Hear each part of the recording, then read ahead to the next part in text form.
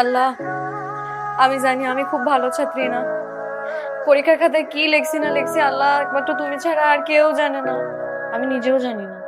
আল্লাহ, এখন তুমি ছাড়া আমার আর কেউ পাশ করাই দিতে পারবে না। আল্লাহ, আমার তোমার কাছে খালি একটাই আরজি, তুমি আমার আজকের দিনটা একটু কোনো মতে উতরাই দাও।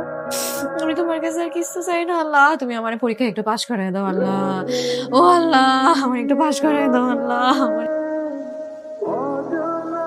স্যার,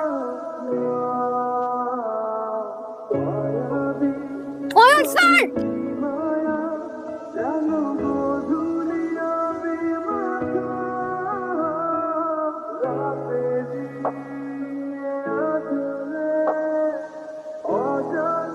আচ্ছা আমাকে বলতো, তুই সবসময় আমার দিকে এভাবে হা করে তাকিয়ে থাকিস কেন? তা তো তুই জানোসই, তাই না? জানলেও আমি শুনতে চাই না। শোন, এই নে ধর। কি এটা? তুই তো ইংরেজিতে একটু খারাপ, তাই বাবার রুম থেকে চুরি করে তোর জন্য প্রশ্ন নিয়ে উত্তর লিখে নিয়ে এসেছি এখানে। আর শোন, আমি ছাত্রী খারাপ হলেও আমি জীবনেও চুরি করে পরীক্ষা দিব না। একটা ছেলে কত কষ্ট করে কত রিস্ক নিয়ে সারা রাত ধরে তোর জন্য একটা নোট লিখলো, সেটাও তুই নিলি না। আমি যদি আজকে ওর থেকে খাতা নিতাম তাহলে তো সবাইকে যেয়ে বলে বেড়াতো যে আমি ওর থেকে পেন পত্র নিছি, বুঝছিস? তুই কখনো প্রেম করবি না? করবো না কেন? আমার মনের মানুষকে সমবয়সী হলে হবে, কমপক্ষে 8 থেকে 10 বছরের বড় হতো। আমার মনের মানুষের চোখে থাকবে চশমা, দেখলেই মনে হবে জ্ঞানী। আর চুলগুলো থাকবে এলোমেলো, গাল ভর্তি দাড়ি, আর লম্বা, আচ্ছা স্বাস্থ্যবান না, আবার চিপচিপেও না, ছিমছাম শো। স্যার, আমি আপনাকে জি স্যার। কেন? স্যার, আজকে ক্লাসে আপনি আমাকে সবার সামনে এভাবে অপমান করে বের করে দিলেন কেন? অপরাধ করলে শাস্তি পেতে হবে না? আমি তো কোনো অপরাধ করি নাই। অঙ্ক না করে আমার দিকে তাকায় থাকাটা কি অপরাধ না? ভালোবাসার মানুষের দিকে তাকিয়ে থাকা কি অপরাধ না? স্যার, আমি আপনাকে দেখো, প্রথম যেদিনকে দেখেছি সেদিনই আমি আপনাকে ভালোবেসে ফেলেছি। এখন স্যার আপনি যদি আমাকে মানা করেন তাহলে আমার সব আশা ভরসা ভেঙে একদম খান খান হয়ে যাবে স্যার, বুঝছিস? হ্যাঁ, কি বললো স্যার? স্যার নাকি অনেক ক্ষুধা লাগছে। স্যার, দেখো মেয়ে, আপনাকে একটা কথা বলি। বলো। স্যার, আপনি কি কারোর সাথে এঙ্গেজ? একটা কষায় থাপ্পড় মারবো তোকে। আরে সিনেমা দেখো, রোমান্টিক নাটক দেখো না, পড়াশোনা করো, স্কুলের সবাইকে দেখায় দাও যে তুমি স্কুলের সবচেয়ে ভালো ছাত্রী। দেখাই দিই, কিন্তু আমার একটা শর্ত আছে। আমি যদি ঠিকঠাক মতো পড়াশোনা করে ভালো রেজাল্ট করতে পারি তাহলে আপনি আমার সাথে প্রেম প্রমিস করেন। আপনি কিন্তু আমার হাত স্পর্শ করে প্রমিস করেছেন। এখন আপনি যদি কোনো কিছু উল্টাপাল্টা করেন আমি কিন্তু মারা যাবো স্যার। তুমি মারা যাবা কেন? আমি আমি আমার প্রমিস রাখবো। এখন যাও।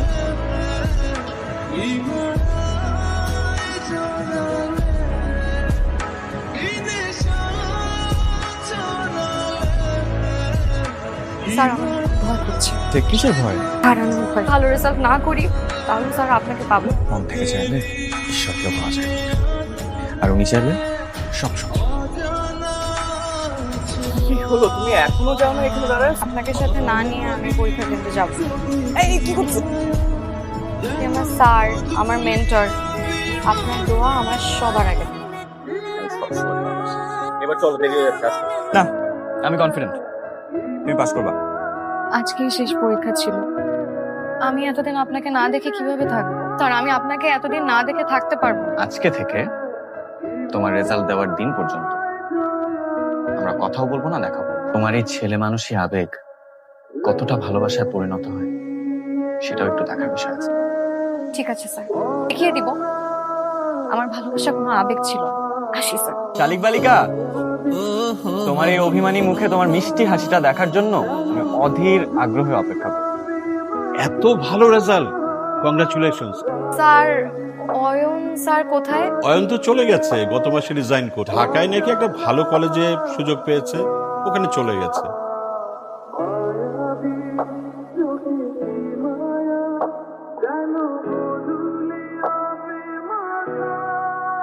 এই তোর কি মাথা টাটা খারাপ হয়ে গেছে নাকি? গত 20 দিন ধরে যে সকাল থেকে সন্ধ্যা পর্যন্ত যে এই স্টেশনে দাঁড়ায় আছি, এভাবে কি একটা মানুষকে পাওয়া যায়? মন থেকে চাইলে নাকি আল্লাহকেও পাওয়া যায়। আমি যদি কোনোদিন স্যারকে পাই এখানে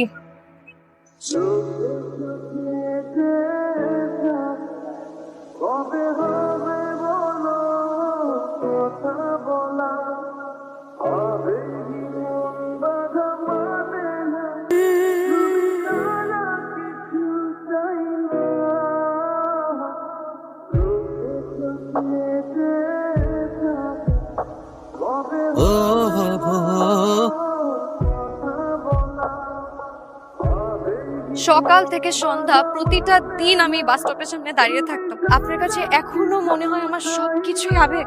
গত 4টা বছর প্রতিটা দিন প্রতিটা মুহূর্ত একটা মানুষকে মিস করেছি। সেটা তুমি। মিথ্যে কথা। যদি আপনি আমাকে এতই মিস করতেন তাহলে কোনোদিন আমাকে ফেলে রেখে এভাবে চলে আসতেন। তোমাকে ফেলে আসতে চাইনি। স্যার আমি তো কোনো রেজিগনেশন লেটার দেইনি। দেখো, এই গ্রামের শতকরা 90% মানুষ দারিদ্র্য সীমার নিচে বাস করে। সামান্য 2-1 প্রভাবশালী ব্যক্তির সহায়তায় স্কুলটা চলে। আমি এখানে একা কেউ না। তুমি আর আমাকে এই ব্যাপারে কোনো অনুরোধ করো না। আমি আরেকটা মাস থাকি। 1 মাস তো অনেক সময়, তোমার একদিন এখানে থাকবে না, আজই চলে যাবে। ঠিক আছে স্যার, আমি আজই চলে যাব। আমি একটু যাওয়ার আগে তোর সাথে দেখা করে দিচ্ছি। আমাকে যেন এমন কোনো কিছু করতে না হয় যাতে তোমার চরিত্র দাগ পড়ে। আশা করি অনুমতির বিষয়টা বুঝতে পেরেছি। আসি স্যার, ভালো থাকবেন। আসসালামু আলাইকুম।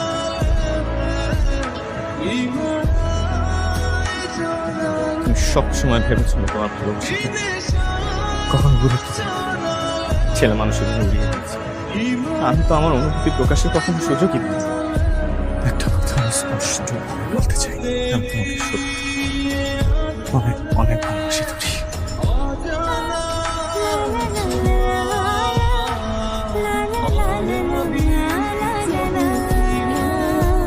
সত্যি কথা বলতে কি বাবা, তুমি আর স্যার দুজনের কেউই আমার ভালোবাসার মূল্য তো কখনো করোই নাই। উল্টো আমার ভালোবাসাকে আবেগ ছেলে মানুষে বলে উড়িয়ে দিয়েছ। কিন্তু আমি প্রমাণ করেছি বাবা, আমার ভালোবাসা কোনো ছেলে মানুষই ছিল না। এটা ছিল প্রতিজ্ঞা, ছিল অপেক্ষা, ছিল যুদ্ধ। আজ আমি সেই যুদ্ধ জয় করে তোমার সামনে দাঁড়িয়ে আছি বাবা। আমাকে বরণ করবে না? এই বাজাও, বিয়ার মধ্যে বাজাও।